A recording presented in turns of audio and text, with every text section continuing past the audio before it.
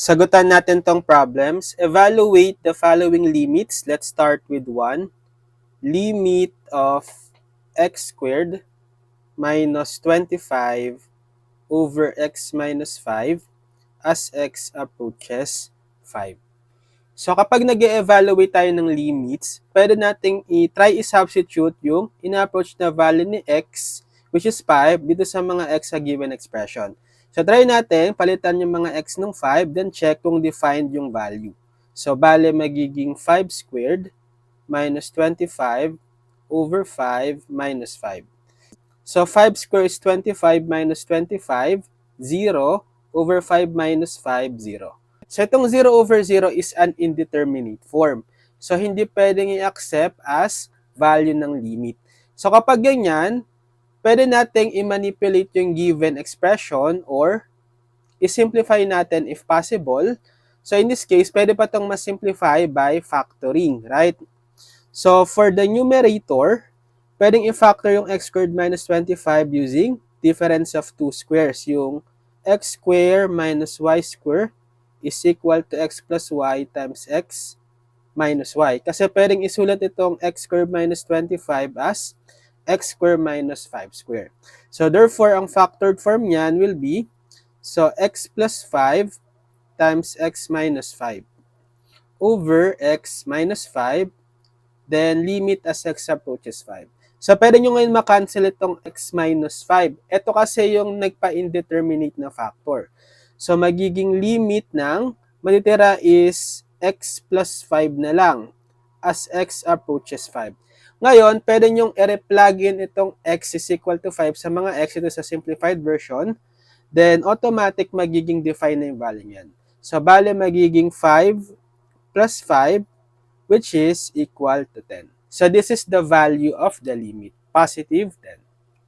Okay, for number 2, we have limit of x squared minus 9 over x squared minus x minus 12 as x approaches negative 3.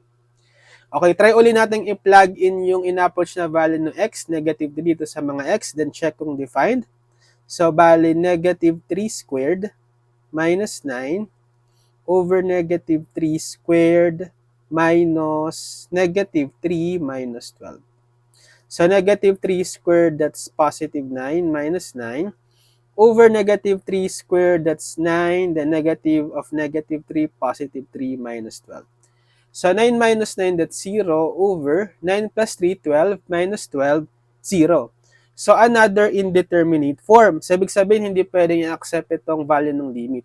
So, ngayon, try nating i-simplify itong given expression. Pwede pa itong i-factor, both the numerator and denominator. So, sa numerator, pwede itong gawing x squared minus 3 squared para difference of two squares, right? So, ang factored form niyan, applying this format is x plus 3 times x minus 3. Tapos sa baba, we have quadratic trinomial. Pwede siyang i-factor as dalawang binomials, right? So, isip kayo ng factors ng x squared, obviously x and x lang. Then, isip factors ng constant na negative 12 kapag in-add is equal sa coefficient ng x term na negative 1. So, obviously, pwedeng negative 4 and positive 3, right? Because negative 4 times 3, negative 12, negative 4 plus 3, negative 1.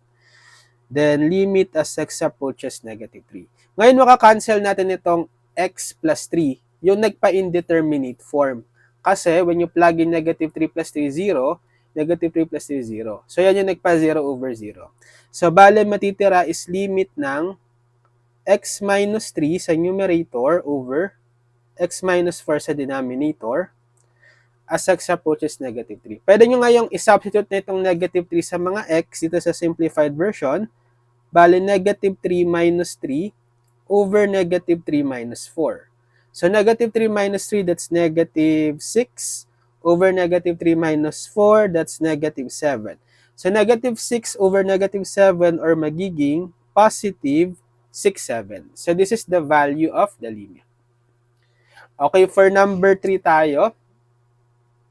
Limit ng x cubed minus 8 over x squared minus 4 as x approaches 2. So, i-plug in muna natin yung 2 sa mga x, then check kung magiging defined. So, bale 2 cube minus 8 over 2 square minus 4. So, obviously, magiging 2 cube is 8 minus 8, 0, over 2 squared minus 4, 4 minus 4, 0. So, magiging indeterminate ulit. So, hindi pwedeng tanggapin yung value ng limit. Sige, factor muna natin. So, sa numerator, ito is pwedeng i-factor using difference of 2 cubes. Kasi pwedeng isulat to as x cube minus 2 cube. So, paano yung factoring using difference of 2 cubes? X cube minus y cube is equal to x minus y times x squared plus xy plus y squared. So, therefore, we will have x minus 2 times square the first x, then plus the product of the first and the second, xy. So, this time, it's 2 times x.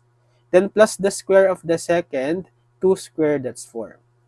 Over, itong x squared minus 4 naman, using difference of 2 squares, pwedeng isulat as x squared minus 2 square. So, applying difference of 2 squares factoring, its factored form is x plus 2 times x minus 2 as x approaches 2. So, pwede nating ma-cancel dito si x minus 2. Yung nagpa-indeterminate, right? So, ang matitira is limit ng x squared plus 2x plus 4 over x plus 2 as x approaches 2. Ngayon, pwede nating i-substitute ulit itong 2 sa mga x. Ito sa simplified version niya. For sure, magiging define na yung limit. So, bale magiging 2 square plus 2 times 2 plus 4 over 2 plus 2. So, 2 squared, that's 4, plus 2 times 2, 4, plus 4, over 2 plus 2, 4. So, we have 4 plus 4 plus 4, 12, over 4. That will be 12 divided by 4, or positive 3. So, therefore, this is the value of the limit, positive 3. Okay, sige, kayo naman. Try nyo sagutan itong number 4 and just comment your answers.